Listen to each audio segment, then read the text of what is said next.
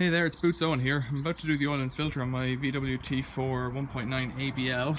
To get at the filter, you've got to take this belly pan in there in the middle off, and to do that it's best to either get in a pit, put the van up on a lift, or if like me you haven't got either, use a jack it up and put jack stands underneath it, or axle stands. You want it well propped with the handbrake on, preferably with the wheels chocked as well, so that it doesn't roll over and crush you to death. Bearing that in mind, let's crack on. So now I'm in underneath, and it's the same on both sides. So there's the front of the wheel, front of the tyre even. This is the belly pan we've got to remove, and there's a nut here and a nut here, and it's exactly the same on the other side. And then further back there's a little nut here, and it's mirror image over here. So we'll get all 6 of those nuts out, and then we'll be able to access the filter, which is up in behind. And this is a sump plug here. You could change the oil without taking off this belly pan, but you wouldn't be able to do the filter, which is a bit bizarre. So let's get that off.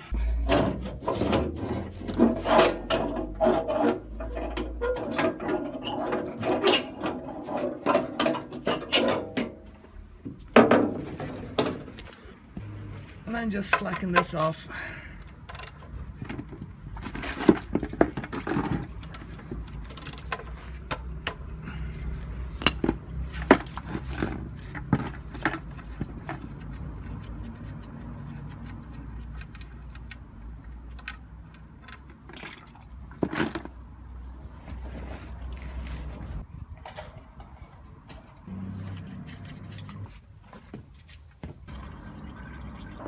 So here's the sump plug, and there's the copper washer just come off. And what I'll typically do is just turn the washer over so that you get 2 goes out of each one, which is probably against the book, and tell me if you think that's not a good idea in the comments. And so once you've got the oil drained off, and it will drip a bit, but you're never going to get the whole lot out, or all of it, just screw it back in, give it a wipe,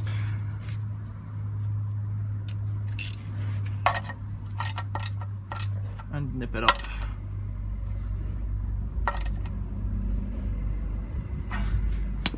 Then it's over to the filter, and this is always a bit of fun to take off. But hopefully we can just turn it off by hand. Oh dear, quite stiff that.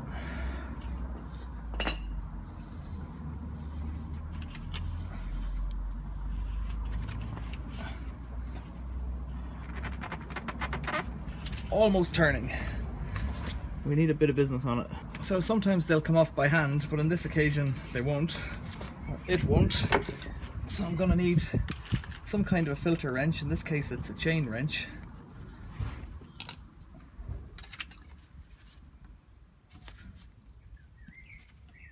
And that'll start it moving.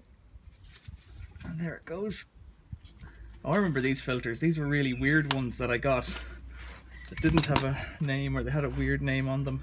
So I'm expecting a bit of oil to come off now, so you want to get this out as quickly as possible, because the oil will run all the way down the side of the filter and just make a mess. Just like that. All over the floor. At least it's fallen on sand, and that'll clear itself up. And this one seems to have an O-ring left behind, which isn't typical. Normally they come off with it. So just give it a wipe and see how much more comes off it. And you get the new filter, and you take a bit of oil and you put some in, and normally you're meant to top it up, but with this one you see, because the filter goes on at 45 degrees, it isn't really possible to top it up, because it'll just come out. As soon as you go to screw it on, it'll just come out. So put it on, then put a little ring of oil around the O-ring seal. Yeah, sure enough, I've got a little bit too much in there.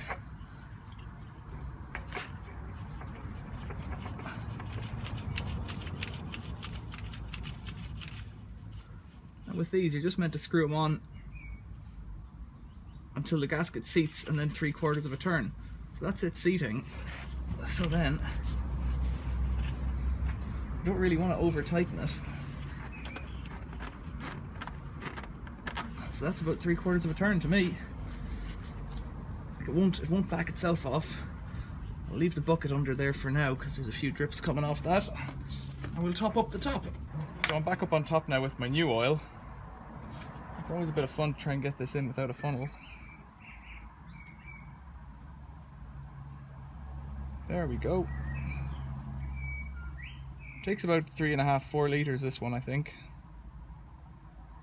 Sump plugs in, new filter screwed on. And this oil was about £12 for the gallon, or the 5 litre jug. I went in and normally I go in and ask the guy for oil and he says, how old is your car? And if it's more than 10, you get semi-synthetic, which is really cheap. And if it's newer, you get fully synthetic, which is dearer, 20 quid. And this time, he went to the book and he looked in the book and he said, it was a different guy of course in the shop, but the guy went and looked in the book to see what type of oil it needed. And he looked at it and he asked me what model was and what year was and what size engine and all that. And he went through it and he goes, yeah, you want this fully synthetic one. I thought, you know, fully synthetic? I don't want to pay for fully synthetic. Can I have the cheap one? He goes, yeah. So the whole thing was a waste of time. Just like listening to this story. Oil's in, I'll dip it, have a bit of a clean around, and then I'll put the cowling back on the bottom. There really isn't anything to see there. So I should have told you this too. Dip the oil, and there it's too shiny for it. It's about 3/4 of the way up the indented mark. So it's about 3/4 full. Let's start the engine and dip it again.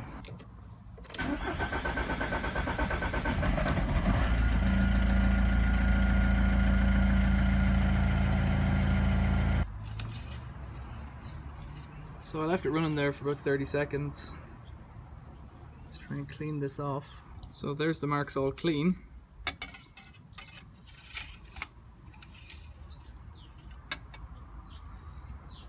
You see, there's no oil, so I need to put a bit more in. So I've put in a little bit more. And then it's back up to about halfway. So I'll top it up to full and check it again. And that'll be me done. I'm just checking these belts. So down here you've got a water pump. No, power steering pump. Power steering pump and belt.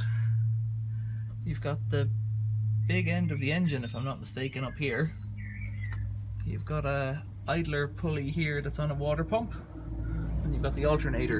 And this van, over the last few years, has eaten up, well, the last 10 years perhaps, has eaten up quite a few of these 6-ribbed V-belts. The last time it happened, it knackered it completely and blew a gasket way up in there on a water hose manifold. So it's worth just taking a moment, if you've ever got the belly pan off, to take a look at the belt and just see that it's all okay. And this time it does seem to be okay. It seems fine actually, but I've got a spare pair of belts now just in case. And when I was down here I wanted to take a look, but as everything's working okay and the belts all look pretty clean and pretty good, I'm quite happy to leave it as it is. But yeah, it's worth checking because that one caught me out in the past. Thanks for watching, see you later.